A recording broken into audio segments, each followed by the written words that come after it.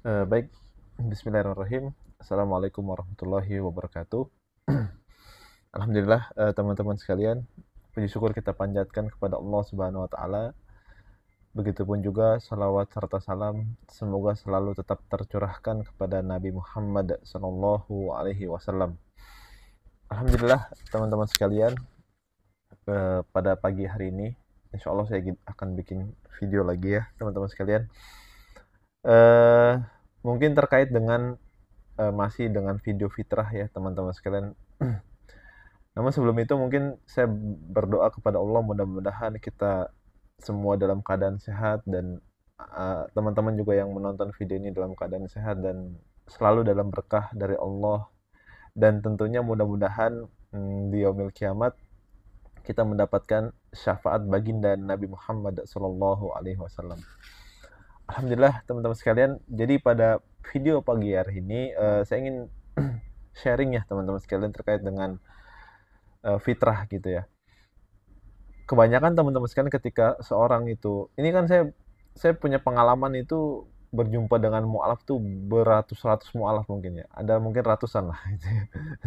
Baik dari yang kalangan yang mohon maaf yang punya gitu ya, sampai kalangan yang kemudian ya susah gitu hidupnya gitu. Banyak sekali gitu saya mendapati para mualaf yang bervariatif lah gitu latar belakangnya gitu ya. Ada yang dia memang basicnya orang kaya gitu, maksudnya orang kaya terus mualaf ya, at least ketika dia sudah masuk Islam ya mungkin mungkin ujiannya nggak seberat yang ini yang susah ya gitu ya, kadang-kadang gitu kadang-kadang ya. Tapi itu terlepas dari itu semua teman sekalian, saya nggak pengen bahas itunya karena itu mungkin ya variasi aja ya menurut saya. Saya ingin membahas tentang bagaimana ketika seorang mualaf itu dia biasanya ya, ini yang saya dapat itu mereka ketika mendapatkan Islam, kalau memang dia benar-benar sungguh-sungguh, itu biasanya mereka itu apa ya, nggak bisa diem ya. Bahkan ada banyak sekali saya mendengar statement dari teman-teman yang teman-teman sekitar saya, dia bilang gini katanya, kenapa ya kalau kalau mualaf itu biasanya lebih semangat daripada muslim yang sudah apa Islam dari lahir gitu. Padahal sebenarnya sama aja kan gitu sebenarnya. Sebenarnya kita cuman malah malah saya pribadi mikirnya saya itu telat gitu. Saya telat menjadi seorang Islam gitu. Kenapa saya nggak dari dulu gitu ya. Bahkan saya tuh malah bersyukur banget kalau ada orang yang kalau bersyukur banget kalau saya itu terlahir dalam keadaan muslim. Sebenarnya itu. Tapi kadang-kadang ya seperti itulah mungkin yang saya dengar ya dari teman-teman sekitar saya itu bahwa bilang katanya bahwa yang mualaf tuh lebih lebih jos katanya Islamnya. Emang rata-rata begitu teman-teman sekalian. Kalau dia benar-benar sungguh dapat Islam tuh begitu. Seperti kita melihat misalnya ada Kohdondi dan sebagainya macam, ada juga Kohani, ada Ustadz Kainama gitu misalnya. Ada Ustadz, banyak sekali orang-orang yang latar belakangnya tuh apa mungkin mungkin mualaf ya. Dia tuh masuk Islam tapi malah lebih sungguh-sungguh tuh. Itu biasanya banyak tuh. Dan biasanya tuh juga kemudian mereka tuh meluapkan semuanya, bahkan mewakafkan dirinya gitu loh. Ya termasuk juga mudah-mudahan saya seperti itu kan gitu ya.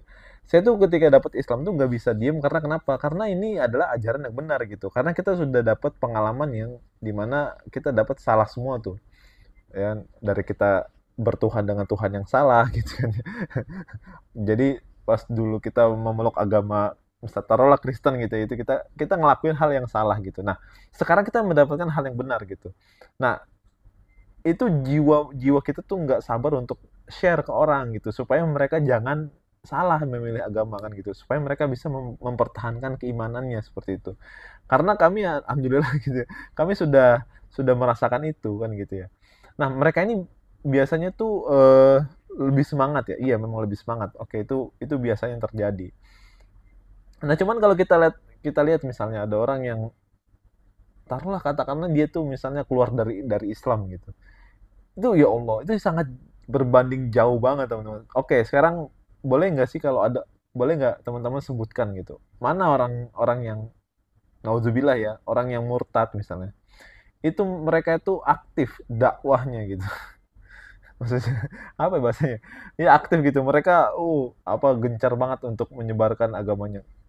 itu hampir jarang gitu loh. Karena kita ketahui ya, ini umumnya pada umumnya ya. Orang itu yang keluar dari Islam itu faktornya nggak lain. Kalau nggak masalah perut, kalau bawah perut kan gitu ya. Kan kalau nah itu yang perbedaannya sangat jauh teman-teman sekalian. Dan belum pernah ada saya melihat ya tokoh misalnya tokoh murtad yang terkenal gitu misalnya atau dia yang aktif banget gitu sampai bisa dijadikan misalnya referensi misalnya itu jarang gitu ya.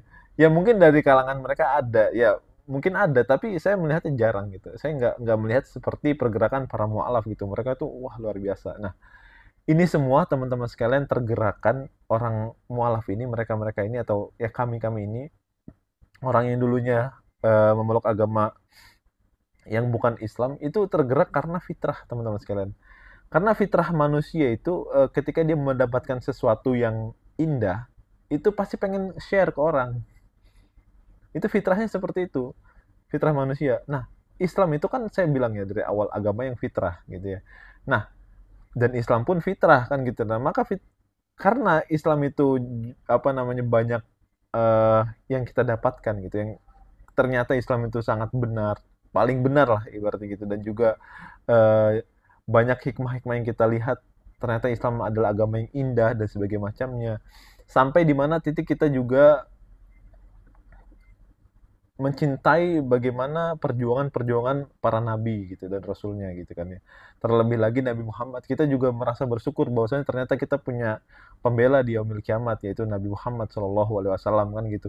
Itu sangat indah, sangat benar, sangat sangat apa ya? Dan ya sangat sangat enak, sangat bagus untuk kita nikmati. Tapi sayang banget kalau seandainya itu nggak kita share ke orang gitu loh. Nah, itu fitrahnya begitu.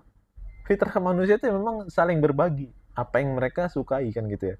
Makanya Nabi Muhammad SAW itu pernah bersabda dalam hadisnya, orang yang tidak dikatakan mereka beriman kepada Allah dan Rasulnya kecuali mereka memberikan sesuatu yang yang yang mereka cinta dengan itu. Maksudnya kita ngasih sesuatu yang kita cinta dengan itu, kan gitu.